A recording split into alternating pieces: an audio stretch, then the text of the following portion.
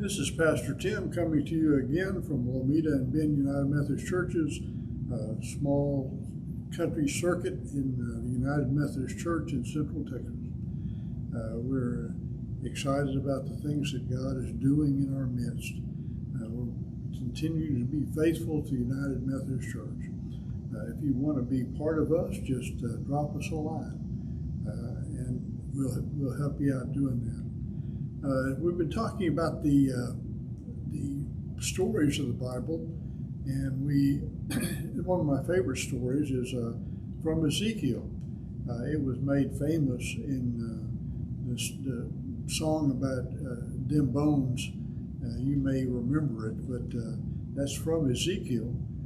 When God takes Ezekiel in a vision and goes to a valley of dry bones. Now that was not unusual. It happened occasionally in the ancient world because armies would fight with each other, and if one army completely destroyed the other armies, they killed all the soldiers and everybody accompanying with them, so that nobody knew where the dead bodies were, where the soldiers were, and there was nobody left to bury them. That they would be out in the open, and vultures and insects would eat on the bones, and it was probably not unusual to come a group of bones that were together in defeat.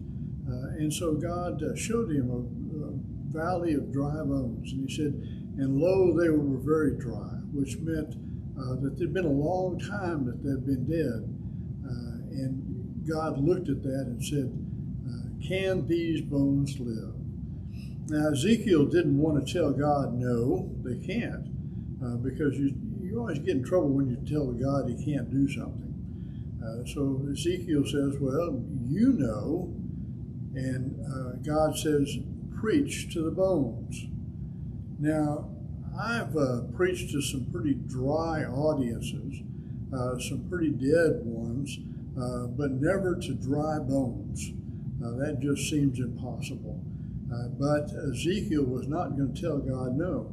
And so Ezekiel begins to preach to the bones.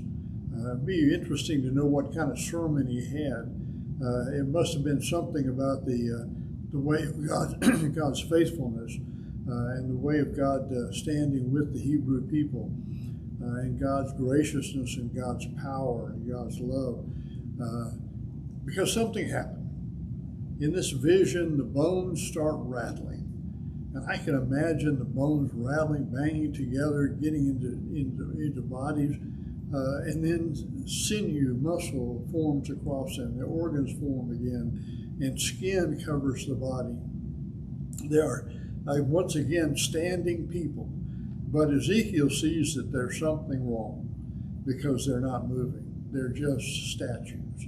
They're mannequins that fill up the valley once more, but they're not alive. And so God says, preach to the bones one more time. And the Spirit of God, the Holy Spirit, comes and fills them, and they are alive. I think one thing it tells us is without the Spirit of God in us, without the Holy Spirit, we're not really alive. We may be taking up space. We may look like a human being. We may live and move and breathe and take up oxygen and food, but we're not really alive until we're in touch with the Spirit, because God created us in God's own Spirit, and so when that Spirit comes upon us, we are really in touch with what it means to be alive.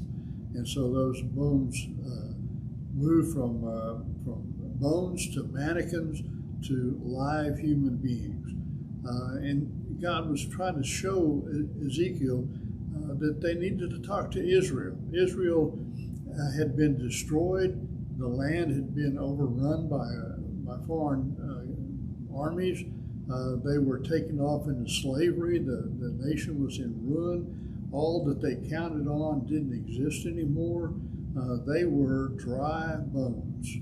And so God says to Ezekiel, go preach to the bones. Tell them that there's still going to be life in them.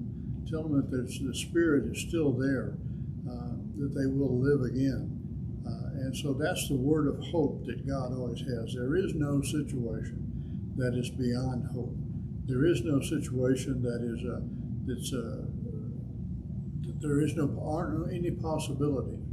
And so that's why the story of the dry bones is so important to Ezekiel and to Israel, and so important to us. It doesn't matter how dried up we feel. It doesn't matter how dried up the church feels. It doesn't matter how dried up and conflicted the nation feels. There's always hope, because there's always God. I'll see you next time. Hope you enjoyed that story.